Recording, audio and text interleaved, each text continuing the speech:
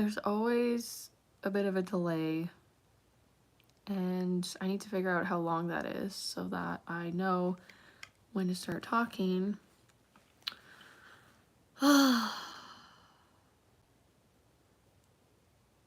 don't know if I'm gonna be able to talk properly today in this live stream. I did not get enough sleep, and I've just been way more neurotic maybe than usual before this live stream, kind of having intrusive thoughts that I'm gonna mess it up somehow, or just not know how to talk or embarrass myself or something. But here we are. I don't know. I do seem to feel like the live streams help me process stuff going on, but sometimes I can have a little neurotic episode after the live stream because of what I've said. I posted a video, my last non-live stream video I posted was one of those neurotic episodes caught on my security camera, so that was fun. But yeah, the theme of my obsessive thinking, what was illustrated in that video, was that surprisingly it's not the things that I'd usually really stress about and feel all the guilt about, or the shame, like talking about personal stuff, talk about my family and feeling guilty about that. It's like a random thing that I got wrong. The last live stream, it was just someone's name, like a kid's name from childhood, that how would I even know this name? But I said a slightly different name, and then my brain wanted to be upset about that. But I think the obsessive brain stuff that I get is a way to control something, maybe. It's like unprocessed stuff, trauma that's being manifested in these things that it's not actually about, but maybe my brain doesn't actually want to go to that place of actual trauma. I don't know if I'm making sense already here, but it's Mother's Day in Canada and the US, at least.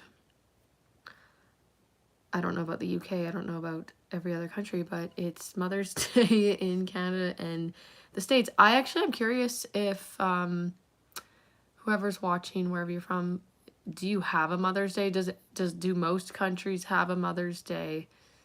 Never really thought about that, but I feel like there should be a Daughter's Day, or a daughter's traumatized by their Mother's Day. LOL. I don't usually talk critically or negatively about my own mother. I only just started doing it very recently, if you've been watching my live streams, and I just don't even know how much I want to say, but I guess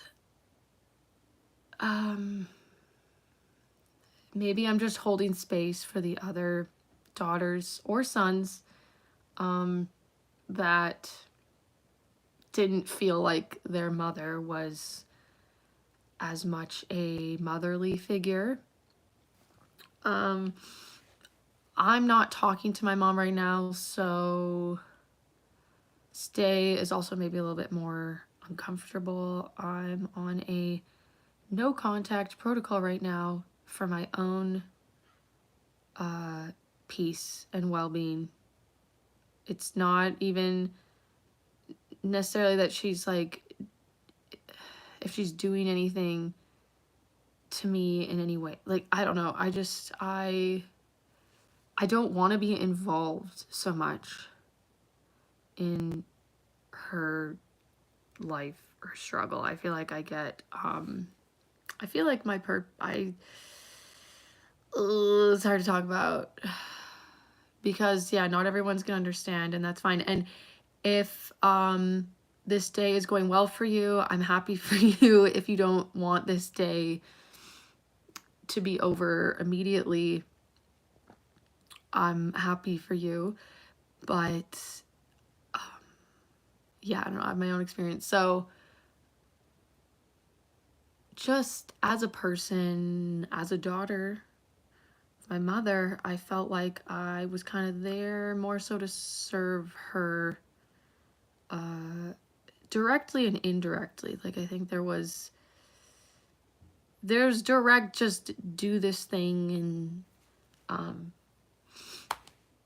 I do just remember getting called, like, from, and maybe this is normal, I don't know. She was upstairs and I was downstairs, at least. I think where we were at this time, this house could have also been when you say 3-story house, does that mean it's 3 floors? It's got to be, right? I've never known what it means. 2-story house, 3-story, like, it's 3-floor house. Why are we saying story? What's the story about it? I don't know. Maybe someone can let me know. But just as an example of me maybe physically serving her in ways, and then I'll get into maybe more emotionally and stuff. Just being called, demanded, like, I just felt like I couldn't say no from the top of the upper floor of the house, and I could have been way down in the basement. I could have been 2 floors beneath, or maybe it was just 1 floor, but just like being called at, kind of yelled at, maybe just not yet, like, just demanded to turn off her light that was like right beside her. Maybe she couldn't reach, obviously she couldn't reach it, that's why she was calling me, guys, because she couldn't reach the light. But I went and did it, and I just I don't know, there was even just talk about how, it's hard to remember, but I feel like she was not trying to hide that part of it, of like her kids being kind of there to help her with things and that, which, yeah, it's nice to help your mother in ways, but yeah, I just think it would have been a big problem if I didn't go and turn off that light for her, or just like immediately, just the like being expected to drop everything that you're doing in that immediate moment. They're not being allowed a chance to be like, oh, just not right now. Just being like, come help me curl my hair, and it's like, I'm kind of busy right now on that, and then your character gets attacked for not doing it. You get criticized or put down, or that like you're not nice in some way, or you're selfish. So the projection of it all, folks, the projection of it all.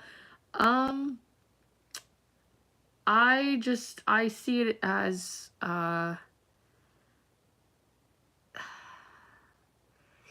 if people are emotionally immature, I feel like it comes from the way that they were raised, or the fact that they maybe didn't have a mother that actually mothered them, or father that fathered them, or I'm just talking in general right now, that like that person went through some shit.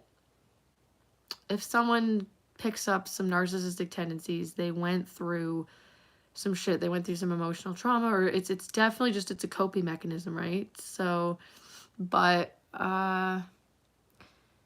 until now, it's been really hard for me to own my feelings about it all and my experience, and I felt like I needed to keep contact, because it's like, despite feeling anxious, seeing just her name in my phone, because she's not even in my phone as mom, like she's been in my phone by her first name since high school, because I was trying to individuate myself, at least back then, or just I just didn't feel it, just mom didn't fit.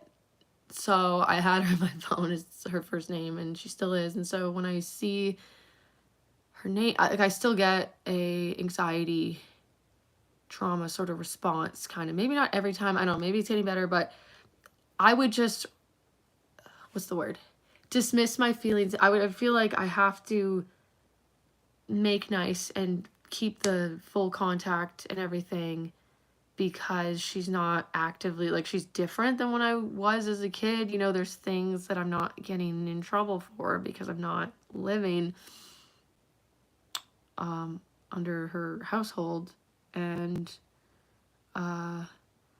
yeah, when I was 15, like my parents just, I don't remember them ever getting along. So there was a good chunk of time that it was just me, my mom, and my sister. So I think the dynamic, it was hard to have even more of a balance, and it got just more enmeshed. I've been doing live streams talking about enmeshment and talking about just I'm trying to unenmesh, and I have kind of unenmeshed from my mom, but there's other family members that I didn't realize that I was really enmeshed with. That was really enmeshed with. Enmeshed with, that I'm also unenmeshing with. But so when you're enmeshed, this is just my experience. How I feel like I know that I'm unenmeshed from my mother specifically is because, to put it bluntly, I don't care as much about her feelings. I don't really feel them, I guess, is what it is. For me, how I've experienced enmeshment is this like extreme empathy, but also literally attached to the person. And I do feel like my mom felt like I was an extension of her, which in a way, I guess, her birthing me and whatever and being my biological mother makes me some sort of extension kind of her, but like not, it was not healthy. It was not, I think I was being lived vicariously through, or there were things that about me that I felt like she didn't accept. And I think now it's because she didn't accept them within her own self, and maybe it triggered her for me to have it because she saw me as her, or not, maybe not, wasn't conscious or intentional. I think like she was enmeshed with me as well, that it was like a reflection on her. Maybe if I was a certain way or even acted a certain way, I don't know, that it was a reflection on her. But then I did feel a little bit like I was also something to show off to people, or and that I was, I don't know, embarrassing her because, I don't know, that side of the family is Greek, and it's just, it's kind of embedded in the culture. It's not as desensitized, I don't know if that's the right word, to hierarchical or like status culture and stuff like that. Like I guess we still obviously in the West, more Western world, I don't know, Canada, the States, and that there is a lot of status sort of culture, whatever. But I don't know, like some,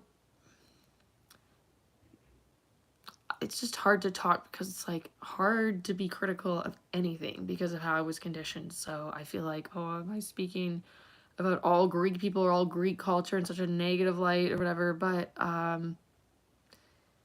it's just the truth that the culture is different, and there's sometimes more emphasis on status at times, or just more so in the villages. It's changed a lot, I think, in the cities and with the younger generation, but the village vibe, the village culture is like gossipy as well, and like don't ruin the family name. And like the way my family is for very good reason. It's like tribal mentality, but effective in the fact that, yeah, you could very well be outcasted by the villagers, or like just gossiped about and talked about behind your back, and that things are a reflection of you, and then your children are an extension of you too. So like if your children or grandchildren or whoever does something that, I don't know, looks bad or lower status or something, it's gonna have a reflection on you.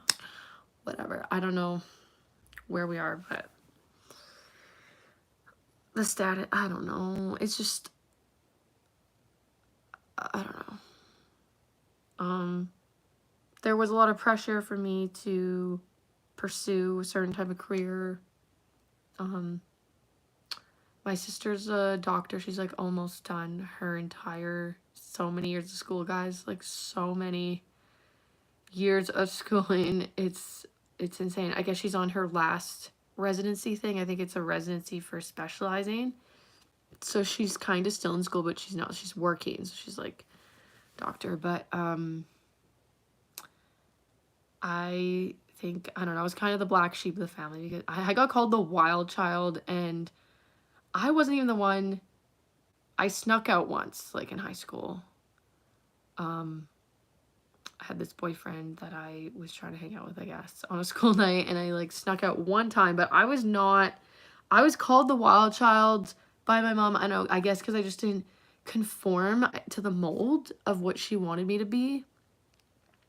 And my sister just happened to maybe fit that more because my sister did just want to, she was interested in sciences and stuff and becoming some sort of doctor or something. So she was like into that. But with me, I just felt like it was never good enough. I got pretty good grades.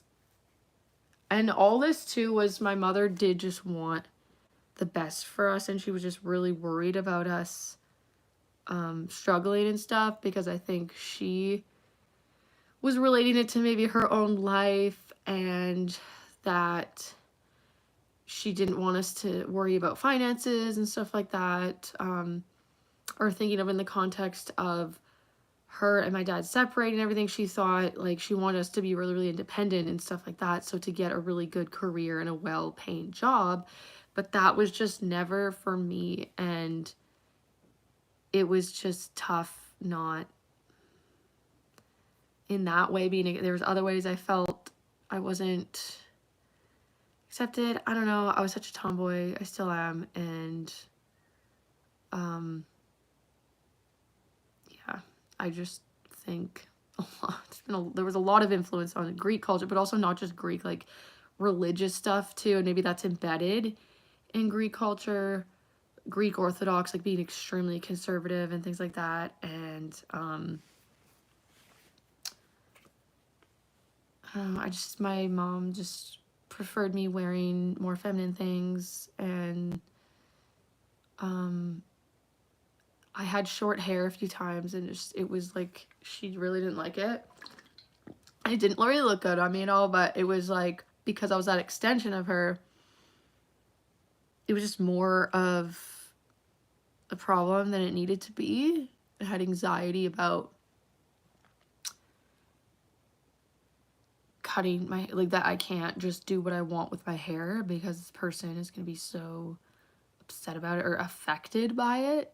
They're going to be hurt by it. The most recent thing, I wanted to just say it and do it when I got it done as a surprise, but I'm just going to say it now. I've been wanting to get a neck tattoo.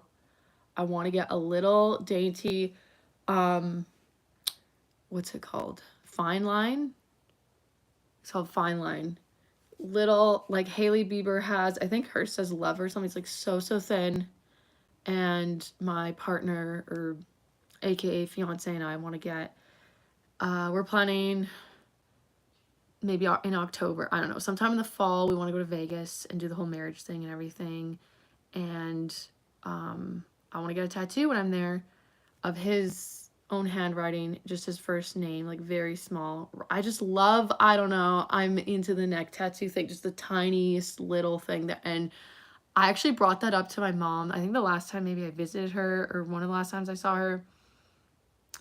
I think it just somehow got on the topic of like, don't ever get any more tattoos and that, and I couldn't handle it. And then I just, I pushed her buttons a bit by, like, I know better than to be like, well, by the way, I was actually thinking of getting a neck tattoo, or how about I get like a big old neck tattoo? Obviously, I'm not going to get a big one, but just, I was just pushing her buttons, and she was like, oh my God, no, listen, no, like, no, like, it was a lot for her, and I know that she just probably would never accept the neck tattoo, and it's something I can't hide, but I'm so on enmeshed that I don't give a shit anymore, and I'm going to do it. I'm going to live life for me, and if she can't ever handle that I got a neck tattoo, that's her problem. It's not my problem. So I don't know how much longer I want to talk. I thought this is maybe gonna be a shorter one, but I feel like I've already said a lot, and it's just uncomfortable. If like for so long I felt like I could not ever say these things or talk about my mom or my relationship with her, probably because like I was actively talking to her and stuff. I don't know if I could just do this about talking to her, but it kind of goes hand in hand, excuse me, with the being unenmeshed enough to talk about it and not feel like I have to overly protect her, and that I can have my own perception of reality. My mind just blanked, so I don't know where I was going with that. I stayed up like all night watching the roast of Tom Brady. I don't know if you saw that on Netflix. And I don't know why. I guess I liked, there was comedians that I really liked in there, but I didn't really know anything about them, and I thought I'm not going to get the jokes and stuff, but I guess I did end up enjoying it. But I just binged stuff all night being like, why am I doing this to myself? I'm going to be so tired tomorrow and not feel well, but I do feel like it was the subconscious part of me that did not want to experience the next day, which is Mother's Day. And I wouldn't have even known it was Mother's Day today. I didn't know, had no idea. And then my fiance, he had plans with his family and he invited me and stuff, but I just didn't, well, I didn't even sleep, so, and it was in the morning, so I just didn't feel like going. It's nice being able to just not do things. There's so many things, so many family events and things that like I just would make myself go to. But anyways, I didn't have to go because I knew I don't have to go and I can just say no. But he mentioned that it was Mother's Day. Like that's why his family was specifically kind of on that day doing a thing. And I would have had no idea and would have not, I guess, had some feelings come up about today. Yeah, and when I said the word subconscious, it reminded me of that. I was talking about the ways that my mom, that I was a physical extension with her, but then also a subconscious or emotional extension that she wasn't maybe consciously aware of. And let's see, do I really want to get, I think I already got into that. I think I was just worried about not having finished that thought. I don't know. I said the word subconscious and I was like, oh, right, I had that thing I was saying I was going to talk about. And I just don't really end up finishing all the things I talk about. I don't really wrap up all the loose ends. And that's something also that my brain loves to ruminate about sometimes and be annoyed about, and that I didn't finish the point or whatever, because I don't really know if I have much else to say. I feel like I brought up situations that really illustrate the emotional attachment that me and this other individual have had, and so it's nice to not feel actually enmeshed. But I guess today's a day of mothering my own self, because I don't know, I tend to beat myself up, and it's just something to grieve. Like, I don't mean to have a whole pity party for myself, but this is for us, that it is healthy to just hold some space for yourself where it's like, gee, it would have been nice. Like, it would have been nice to feel warmth and comfort with this person. Like, I could confide in them and not feel like I'm gonna get criticized or have to defend myself or just feel ashamed of myself.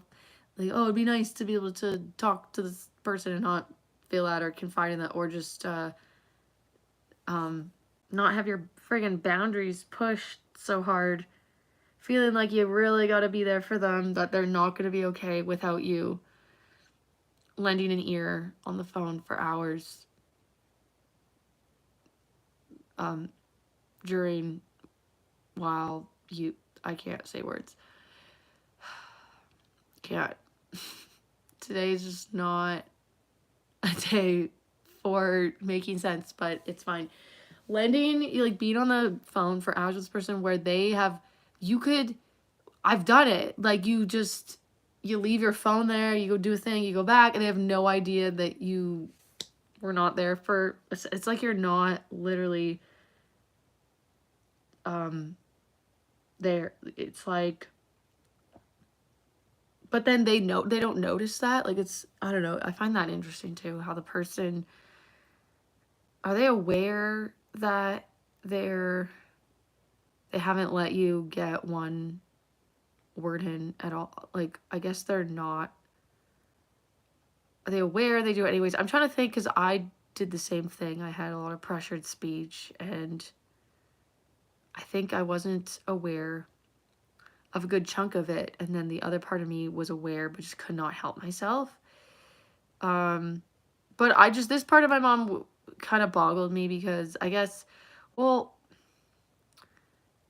to just get through the situation emotionally, like as a child living in this household, I had to be so hypervigilant and know how to conform or what to be for this person I felt at all times to not get, I don't know, yelled at or shamed or whatever. And, but this part of it, it's like, I think in person, she'd be like, are you not listening? Like if I wasn't making eye contact, or even then though, it seemed like it didn't really trigger her or matter in that context if I wasn't actively listening, or it was like obvious I wasn't really listening. And the last time, especially maybe visiting her, but maybe not even, like I tried to practice not giving my full complete energy and attention. It feels so mean and rude and it's so hard to do. And I enmesh with strangers because I have such a hard time just like walking past someone and ignoring them and not being so attentive. And why it's so hard is because I feel like it's just the worst thing to do when it's not. It's just normal. It's healthy boundary. Like I just can't give all my energy anymore. But when it became more and more obvious maybe that I wasn't listening, my mom just didn't really care. I think she just needed to get it out, and that was enough. But yeah, some things perplex me because it's like I've tried to make sense of this person's personality for so many years, and a lot of it does make a lot of sense now, and why she is the way she is, and it is just her own survival coping mechanism from the stuff she's been through, the emotional trauma or turmoil, if you will. And yeah, I don't think I have much more to say. So I guess I'm just having a hard time knowing what to do with myself today, and I'm struggling to do things for myself. Like it's hard to, I need to just not think of these people. I'm thinking of them and not really feeling the guilt, which is such a big achievement for me. So I'm not really feeling the guilt. I guess I want to just disappear. I want to just disappear. I actually want these people to not like me anymore, actually, which is such a huge achievement. We've come so far because I was so just wrecked by the fact these people thinking that I'm bad in some way, and now I'm kind of embracing it. I kind of like want to be the villain almost because they'll leave me alone, and it's kind of rude to just also ghost people. Like I haven't exclusively, I did just kind of block my mom and didn't say anything because it just wouldn't have made sense to her at all. And honestly, I'm not giving her any credit. Like she has, the last time I mentioned this little stint of no contact that I did that I actually unenmeshed from her at that time, which was kind of a while ago now. At first, she was upset that I just wasn't, or that, I don't know, she like heard from my grandma that was upset at her, and it was like, so here you're upset with me and that, and she was just like really defensive and like mad about me being upset with her and that, and I just needed space. And then she tried to also be like, she tried to tell me that I shouldn't be mad, and I just caught the pattern right away. it's like, well, you shouldn't be, there's people trying to freaking tell me how I feel, like, you shouldn't feel this way. It's like, excuse me, who are you to tell me that? But I used to just play the game of the emotional immaturity and letting that person manipulate me or guilt me. So I was like, no, I should feel mad, actually. No, I should, because I get to feel mad. And I just actually stood up for myself for once. And so she kind of backed down. I had never really presented with that energy. I more so just really tiptoed or made myself maybe more small or something. So after that, I think she had maybe more, she started to respect me more and my feelings and was actually willing to work on the relationship in a way, like, hear me out.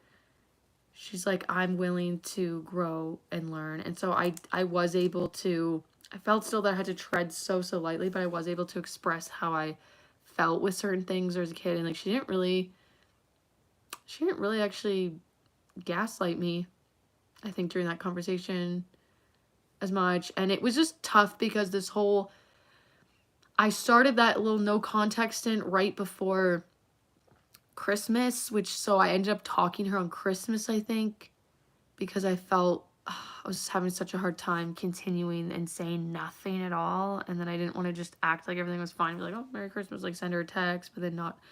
So I called her and I was just so emotional, and it was just so,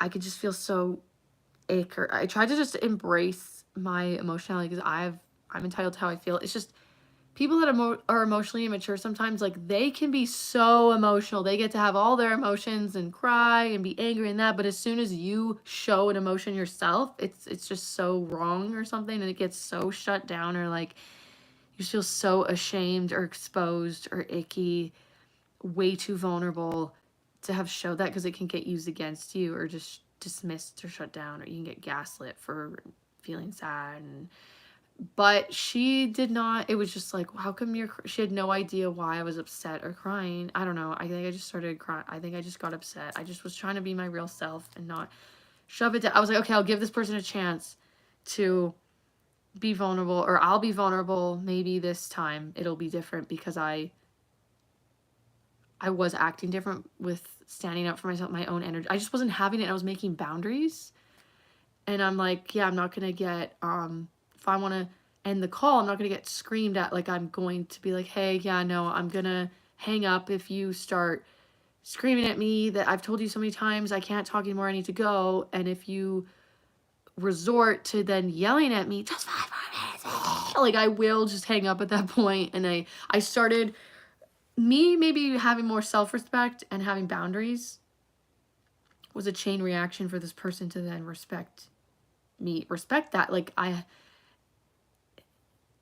when I had maybe my own stable, solid sense of reality, like, maybe I was talking like I meant it for once too. I was in my reality, and she knew that I was not going to be bamboozled anymore. So she did hear me out with some things, and some stuff I think she really actually, when I said sometimes a kid just wants their parent, it's not about defending the stuff. Like, I know, I understand, you know, maybe why you were a certain way in that, but when you're expressing your feelings to someone and someone immediately just goes to defense mode or defending, that it's like, well, I was just trying to, or I was like, it can just come off as dismissive, or like, it's not just holding that little bit of space for the child's like hurt or to be like, oh, you know, I didn't realize how that made you feel, or something like that. Just that little validation of your feelings. Like, I expressed that concept to her, and she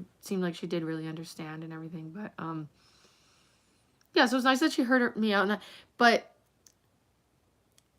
like, I have just felt like this person's, I have felt like the parent in some ways, or the emotional regulator, that I'm there to regulate her emotions or make her feel like, I felt like I was being used as a counselor. And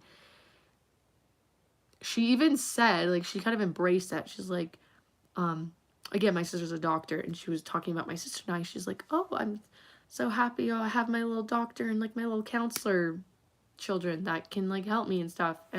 But I'm not there to be a counselor, and it's too much. It's too much. It's giving like with the text that I get from her. It's too much like, give me attention and, you know, validation. And she's not saying that at all. But what she tries to get from me is like attention, validation.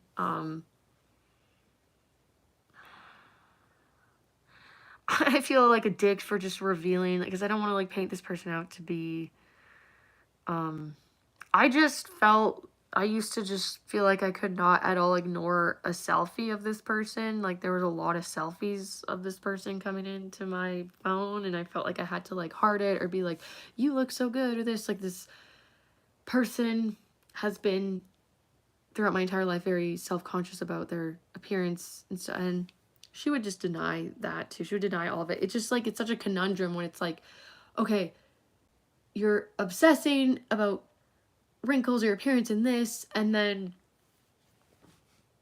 if I make as much as like one comment to maybe like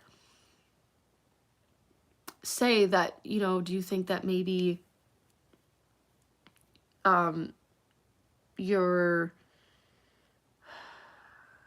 focus, I don't know how to say it. I don't know. Like if like just complete deny, I don't know. Like she'll say, okay, as an example, like express that she's mad or be angry, be literally angry, and then I'm like, oh, it's, yeah, that must even me having like tried to validate her feelings, I think it's like, oh yeah, it would be frustrating, or I would be angry too. So she's like, I'm not angry. No, I'm not angry at all, or whatever, because it's like this pride thing of, oh, this isn't affecting me, I'm not angry, like I'm above that kind of thing. It's like you literally just screamed about it or were upset or angry at this person, and then it's like you're not angry, and then I don't know how I got here. I don't know. I was also talking about, I wanted to finish about the feeling like such a dick to not give this person, like try to make them feel okay about themselves, like feel like I have to shower them with compliments and stuff like that. And I realized that's not, I'm not being a dick to not do that, but I just, it's too much. Me, this, and I'm doing this, and it's also great because she is doing therapy and stuff. Like she was kind of not into it for so long, but she's doing therapy and she's telling me all that I'm doing this group therapy, I'm doing that, and it's all great. But I feel like the friggin' parent, I feel like the parent being like, good job, I'm so proud of you. I think I did one time say, I'm proud of you, and I felt so, I'm like, why am I was aware of it. I was aware that I'm saying I'm proud of you, and that's how the dynamic is. But I don't know, am I enabling this stuff? Like I just was enabling it too. I was like fully embracing that role of, I don't know, emotionally regulating her and making her feel okay in that. So I'm not in that at all anymore, but I think there's,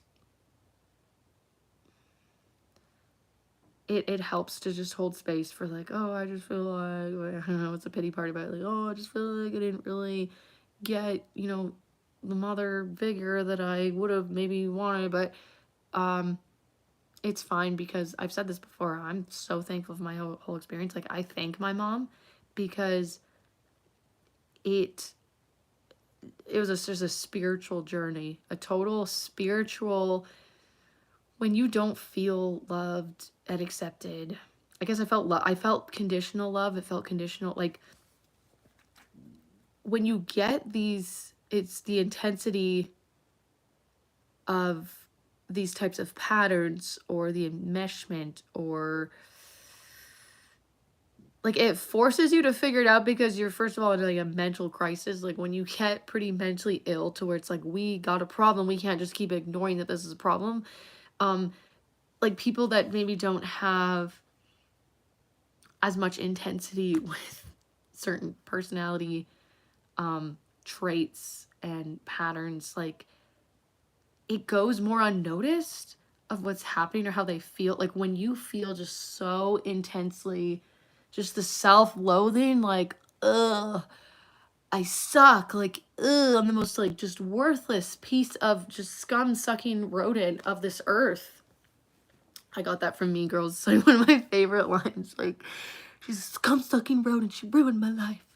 I just, there's no other way to describe like how low, how beneath everyone you feel, how inferior when you go through, yeah, just being conditioned to just feel like you're just sucky and a piece of shit, it forces you to figure it out, though. It forces you to pull yourself up and be at least be aware that you are, it's so obvious that you're feeling that way, and it just can't, it's a crisis, and it's a spiritual crisis. For me, it was to be like, nothing else matters too. Like,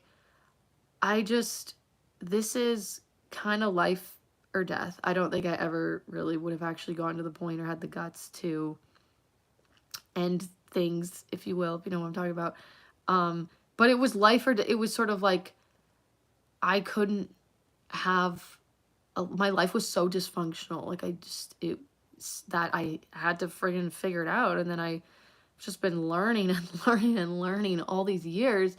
And I never would have gotten that experience if I was just, it just wouldn't be the same. I don't know how I would have gotten to this point of, like, I'm really becoming so,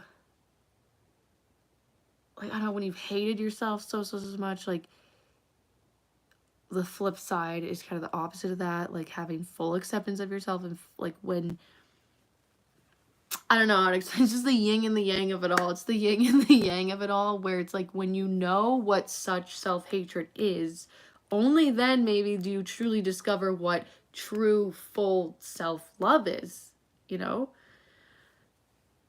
So, I don't know. I think I want to end it with that. I know I said this could be short, but here we are at 42 minutes. Thank you for joining today, and much love, and yeah, gonna work more on, especially today, just having self-compassion and not beating myself up. And yeah, it's always gonna be a journey. So anyways, we're ending the live. Okay, toodles.